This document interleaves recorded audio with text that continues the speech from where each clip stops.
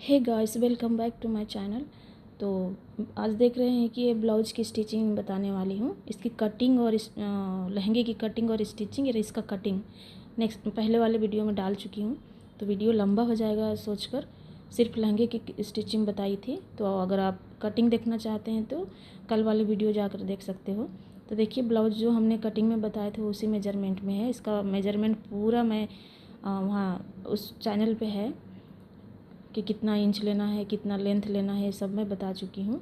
Okay, तो देखिए इसको इस तरह से जो हमने 1.5 इंच एक्स्ट्रा लिए थे उसको फोल्ड कर देंगे और फिर नेक की लंबाई और चौड़ाई देखेंगे। 2.5 इसका रेडी लेंथ रखूँगी। ये देखिए इस तरह से, क्योंकि बैक वाला है, पहले बैक वाला रेडी करेंगे। तो जिसका जो मेन फैब्रिक है इसको दोनों को मैं गम लगा के और आयरन कर चुकी हूँ। तो देखिए इस तरह, अब इसको खोलेंगे तो ये वाला एक्स्ट्रा रहेगा। इससे नहीं कट करना है, इसको पहले माइनस करके बाद में आप अपने एक कितना विड्थ रखना चाहते हो उसके हिसाब से आप लंबाई और चौड़ाई ले सकते हैं। तो 4 इंच इसकी डीपनेस थी और 2.5 इसका नेक का विड्थ था। तो देखिए इस तरह के क्रॉस पट्टी लेंगे, 1.5 इंच जितना इसका चौड़ाई रहेगा और इस तरह से इसको पहले अटैच करेंगे। अटैच करने के बाद छोटे छोटे कट लगा लेंगे और जिस तरह नॉर्मली हम नेक बनाते हैं उसी तरह इसको सी के पलट लेंगे। ओके, छोटे छोटे कट लगाएंगे पहले। तो इसकी स्टिचिंग मैं अभी नहीं दिखा रही हूँ। तो देखिए पहले ऐसे फोल्ड करके सिएंगे एक मरतबा, उसके बाद में डबल फोल्ड करके फिनिशिंग दे देंगे तो इसकी स्टिचिंग हो जाएगी। तो ये बैक वाला है, ये देखिए मैं इसका कर चुकी हूँ। उसके बाद में जो हमने डॉट पॉइंट लगाए थे और हुक साई पट्टी की जो मार्किंग किए हैं वो सब रेडी करेंगे। तो पहले हुक साई पट्टी के जो बीच में लाइन बनाए थे ना 1.5 इंच इधर उधर से, उसका सेंटर को इस तरह कट करेंगे और हाफ इंच इतना छोड़ते हुए स्टिच कर लेंगे। क्योंकि फोल्ड करेंगे तो दिक्कत होगा, फोल्ड नहीं होगा जल्दी, एक एक पार्ट निकल जाएगा बाहर, इसलिए पहले इस तरह स्टिच कर लीजिए। उसके बाद में पहले हाफ इंच फोल्ड करेंगे और फिर जहाँ से हमने स्केल से मार्क किया था वहाँ से फोल्ड करेंगे। थोड़ा सा लूज भी, मतलब थोड़ा सा छोड़ भी देते हो मार्किंग तो बैक में प्रॉब्लम नहीं आएगा, लूज लूज अच्छा ही रहेगा, यानी कि बच्चे को प्रॉब्लम नहीं आएगी। तो ध्यान रहे कि एक्स्ट्रा मत लीजिएगा, यानी कि जितना अपने हुक्स और आई पट्टी के लिए उतना ही लेना है, उससे ज़्यादा नहीं लेने हैं। कम लीजिए तो भी प्रॉब्लम नहीं, पर ज़्यादा मत लीजिएगा। अब डार्ट जो लगाए थे उसको इस तरह से क्रॉस करते हुए स्टिचिंग कर लेंगे। बीच में हाफ इंच जितना दबाना है ताकि इस तरह क्रॉस आ सके। देखिए इसे, तो सेम सेकंड पार्ट को भी इसी तरह रेडी करेंगे। देखिए इसे, इसको भी रेडी कर लिए हैं। अब देख सकते हो कितना अच्छा इसका फिनिशिंग आया है। और मेरा पहला वीडियो है जो शॉर्ट वीडियो यूट्यूब में लोगों ने बहुत लाइक किए हैं, बहुत पसंद किए हैं, अच्छे अच्छे कमेंट्स भी किए हैं। तो देखिए फ्रंट वाला को भी सेम आयरन करके चिपका ली हूँ। आप एक स्ट्रिप लेंगे, यानी कि बुकरम का पेस्टिंग पेपर समझ लीजिए। और नेक आपको कितना रखना है वो अपने हिसाब से रखिए। तो मुझे 5 इंच डीप रखना है, ऊपर से 2.5 रखना है, नीचे से 3 रखनी है। ओके, और इस तरह से क्रॉस लाइन बना लेंगे, यानी कि एक बॉक्स बना लेंगे। नीचे 3 इंच रखिए, ऊपर 2.5 रखिए, रेडी साइज। अब इसका जो डिज़ाइन के लिए कुछ नहीं, आपको जिस शेप में देना हो शेप में दे सकते हो। मुझे राउंड बनाना था तो यहाँ राउंड बना के अब सामने से जो लाइन बनाया है ना उससे 1 इंच 1 पॉइंट, यानी कि 1 इंच 1 पॉइंट एक्स्ट्रा लेते हुए इस तरह जिस शेप में आप चाहते हो उस शेप में बनाइए। मुझे ये नेक बहुत पसंद आती है बच्चों के लिए, तो मैं ज़्यादातर इसी को बनाती हूँ, लोग इसी को बोलते भी हैं। तो देखिए इसको इस तरह पहले स्कैल्प जैसे ड्रॉ करेंगे, 2 बीच में, एक बड़ा सा और एक लास्ट में, जो पान शेप का आएगा। देखिए इस तरह ड्रॉ हो चुकी है। अब आधा इंच यहाँ से मार्जिन ले लेते हैं और उसको छोड़ के कट करेंगे। तो पहले बाहरी वाले ये किनारे हिस्सा है ना उसको कट करेंगे इस तरह से, जिस शेप में आपने कट किया है उसी शेप में कट करनी है। देखिए इसकी कटिंग हो चुकी है, बहुत अच्छा शेप आया है। अब हाफ इंच जो हमने मार्क की थी उसको छोड़ते हुए कट करेंगे ताकि नेक बड़ा छोटा नहीं हो। बच्चों का नेक है, अगर बड़ा हो जाएगा तो बिल्कुल अच्छा नहीं लगेगा। ये देखिए ऐसे। ओके, ये कट हो चुकी है। अब करना क्या है तो देख लीजिए। इसको एक कॉटन पीस में मैं चिपका चुकी हूँ, यानी कि आयरन करने से इसका जो गम्स एरिया रहता है वो उसको कपड़े की तरफ लगा कर आयरन करेंगे तो ये ऑलरेडी स्टिच हो जाता है इसमें। तो तो इसको पहले किनारे वाला हिस्सा को स्टिच कर लेंगे, जो नेक वाला राउंड था उसको, सॉरी अंदर वाला हिस्सा को अभी किनारे की तरफ से ऐसे स्टिच करनी है।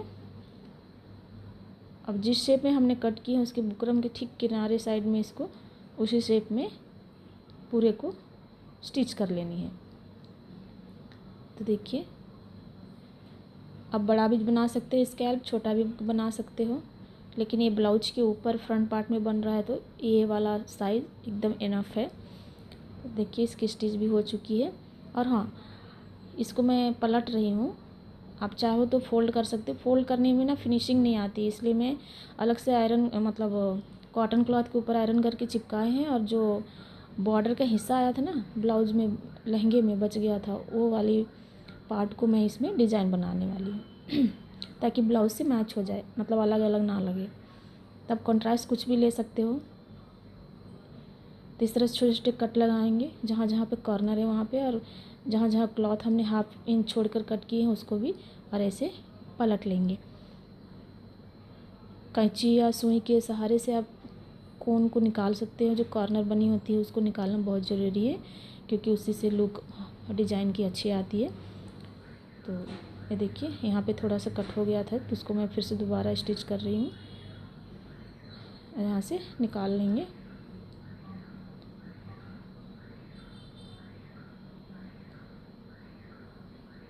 आप यकीन नहीं करेंगे, इस लहंगे ब्लाउज को बनाने में ना कपड़ा बिल्कुल वेस्ट नहीं हुआ था।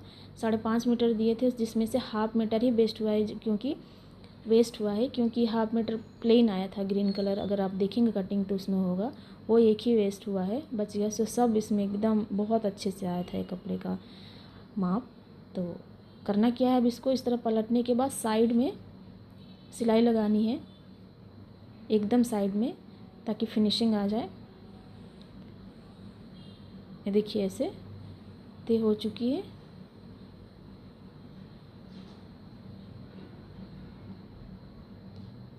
जो भी धागे उगे है उसको कट कर लेंगे, और हमारा जो फ्रंट वाला पार्ट है यानी कि फ्रंट ब्लाउज है उसको लेंगे और बराबर रख के बीच में कट लगाएंगे, और इसको उल्टे तरफ से अटैच करना है और सीधे की तरफ पलटनी है, क्योंकि हम डिज़ाइन बनाने वाले हैं।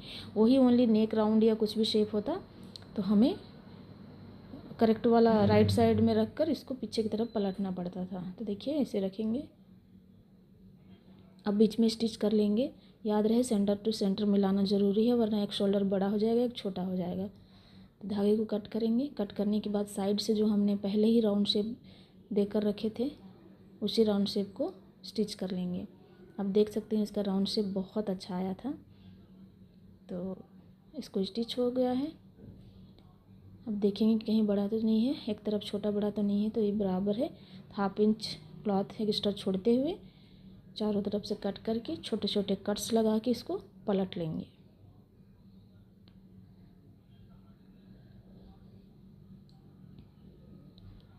गैस ज़रूरी नहीं कि आप इसी डिज़ाइन को बनाओ, मैं सिर्फ आइडिया दे रही हूँ। आप अलग से डिज़ाइन भी बना सकते हो, अलग से क्लॉथ भी लगा सकते हो, अलग से लेस कुछ अलग बदल सकते हो, उसमें बदलाव ला सकते हो। पर ये डिज़ाइन जब बनकर आया है ना, बहुत अच्छा बना है। तो साइड में पहले स्टिच करेंगे।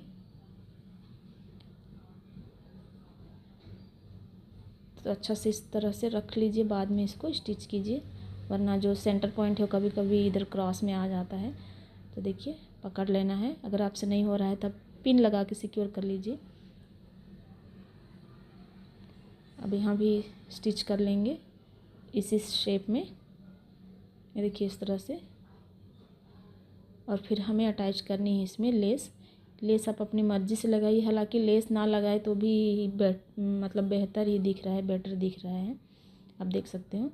पर मेरे पास मैचिंग लेस थी तो लगा रही हूँ। ये देखिए वाला, कोई भी लेस लगा सकते हैं, ज़रूरी नहीं कि ऐसी फ्लावर्स वाला ही चाहिए, इसमें जो मैच होगा वही। तो मेरी जो लेस में फ्लावर्स है ना सेम पिंक कलर का था, गोल्ड और पिंक, इसमें भी गोल्ड पिंक है, इसमें भी गोल्ड पिंक है, तो इसलिए अटैच कर दे रही हूँ। अब यहाँ पे कॉर्नर में एकदम लेस को अच्छे से फोल्ड करना बहुत ज़रूरी है, क्योंकि इसी से लुक आएगा। अब लेस को इधर से उधर फोल्ड किया और अच्छा नहीं दिखेगा तो बिल्कुल डिज़ाइन का पूरा खात्मा हो जाएगा।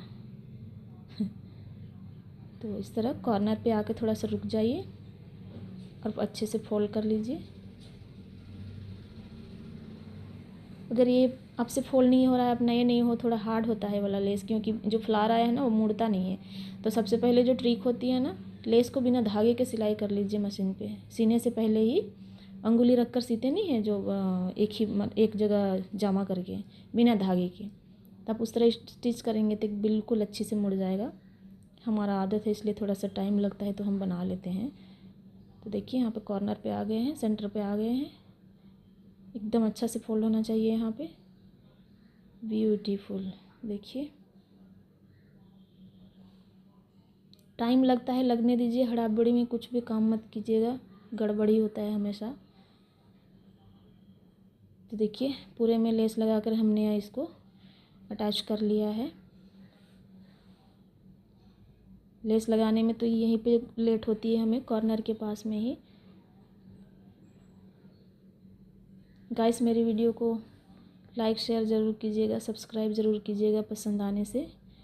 अगर नए हो तो ज़रूर यहाँ पे सब्सक्राइब कर लीजिएगा। डबल स्टिच लगाना ज़रूरी है क्योंकि हमने एक तरफ से सिलाई लगाए थे, अब दोबारा सेकंड साइड से लगानी है जो फ्लावर से उधर से, तो एकदम स्टिफ हो जाएगा और ऊपर उठेगा भी नहीं।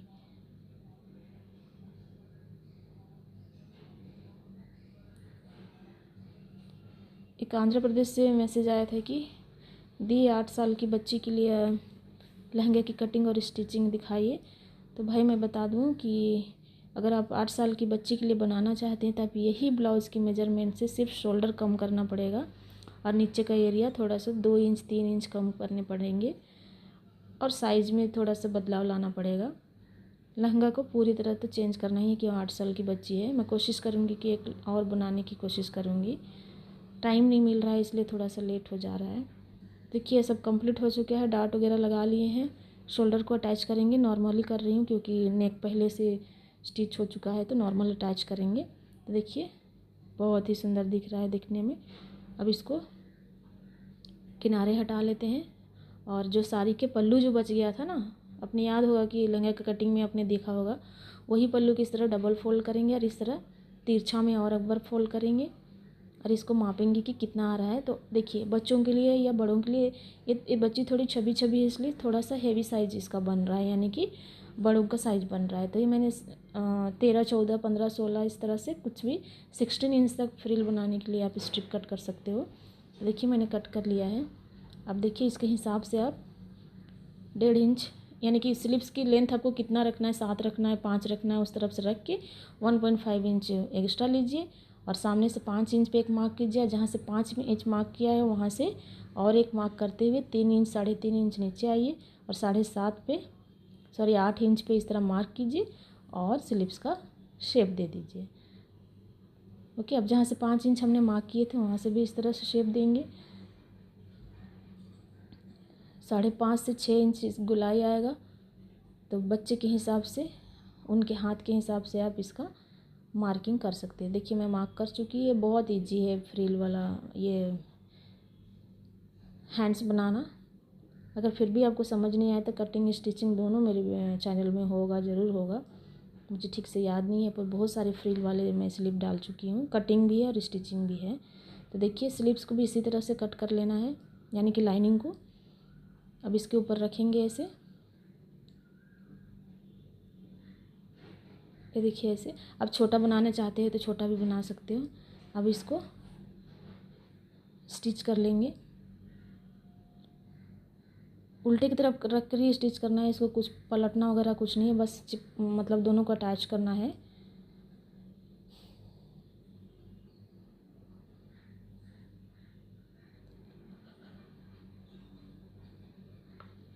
तो देखिए इसके अटैच हो चुकी है। जो भी थोड़ा बहुत एक्स्ट्रा है उसको कट कर लेंगे इस तरह से। कट करने के बाद बीच में फोल्ड करेंगे और जहाँ हमने 5-5 इंच एक्स्ट्रा रखे थे फ्रिल के लिए वहाँ पे इस तरह से लाइन बना के कट कर लेंगे। देखिए ऐसे 5-5 इंच पे, क्योंकि यहीं से हमें फ्रिल बनानी है। अब करना क्या है, देखिए इधर से 1.5 इंच नीचे की ओर जाएंगे क्योंकि फ्रिल बनाने के बाद भी हमें 5 इंच एक्स्ट्रा लिए हैं, तो 1 से 1.5 इंच तो ज़्यादा मतलब क्लॉथ हो जाता है। तो देखिए 1.5 इंच नीचे की तरफ से फ्रिल बनाना शुरू करेंगे।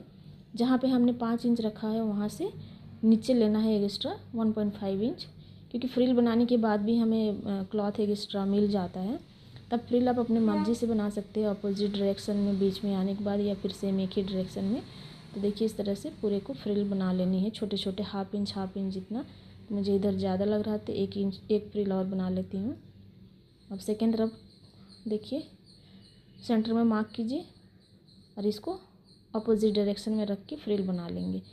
तब देखिए इस तरह से थोड़ा नज़दीक नज़दीक रखिएगा। ये बॉटम वाला है और वो जो है वो शोल्डर के पास जॉइंट होगा।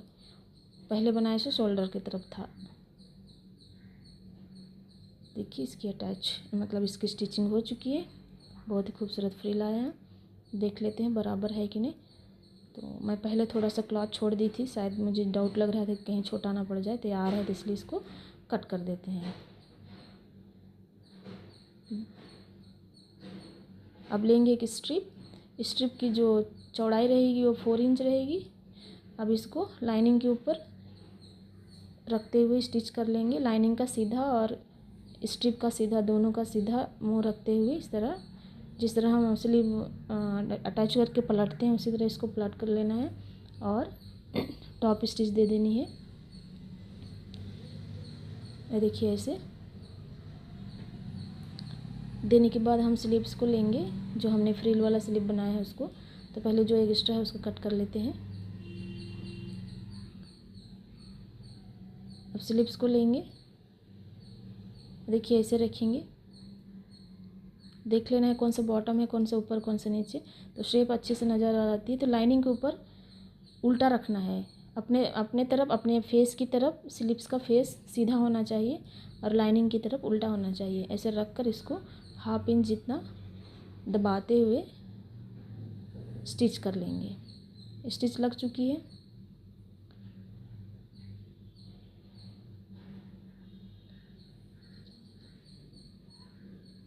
ओके, अब इसको इस तरह पलटेंगे। मैंने दोबारा से और एक स्टिच लगा लिए हैं।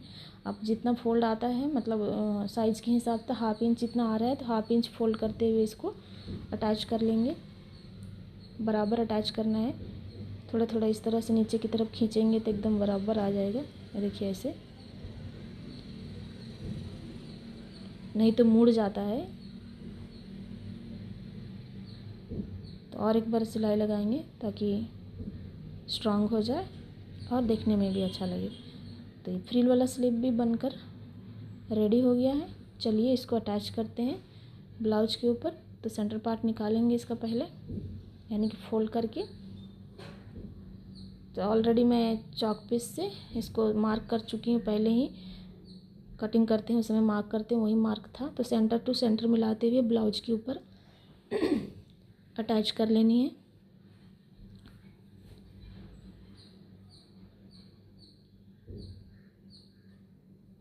इसको फिर पलटेंगे और जहाँ से अटैच किए थे सेकेंड तरफ उधर भी इसी तरह अटैच कर लेनी है। तो देखिए हो चुकी है इसकी अटैचिंग, और जो भी एक्स्ट्रा है उसको कट करके इसको पलट के देखते हैं। तो देखिए कितना खूबसूरत आया है बच्ची का स्लीव। अब इसका साइज़ देखना है आपको कि आपने कितना रखा है। तो मैं 9 इंच रखी थी, कटिंग में आपने देखा होगा। 9 इंच रखने के बाद इसको भी 9 पे रखते हुए अटैच कर लेंगे पूरे स्लीव्स में। फिर बाद में यहाँ पे फ्रिल अटैच करेंगे। ओके, तो पहले इसको फिनिशिंग दे देते हैं, क्योंकि ये बैक हुक से तो हमें फ्रिल लगाने में इजी, फ्रंट या बैक कुछ भी हो। तो स्लीव्स आप अपने हैंड्स के हिसाब से रखिएगा। 5.5 आ रहा है तो इसको इस तरह मार्क करते हुए अटैच कर लेते हैं। एक्चुअली 12-13 साल की बच्ची के साइज़ से थोड़ा सा ज़्यादा है, क्योंकि उनकी मम्मी ने कहा था कि बच्चों के लिए लूज ही बनाइएगा, तो थोड़ा सा मैं लूज बनाई हूँ। हालांकि बच्ची को परफेक्ट आया था, पहने थी वो, मैंने देखा था। तो देखिए इसको पलट कर देखने के बाद इसका जो लुक आया है इस तरह से है, देख सकते हो आप, बहुत ही अच्छा आया है। बॉर्डर को मैंने फ्रिल बना दिया।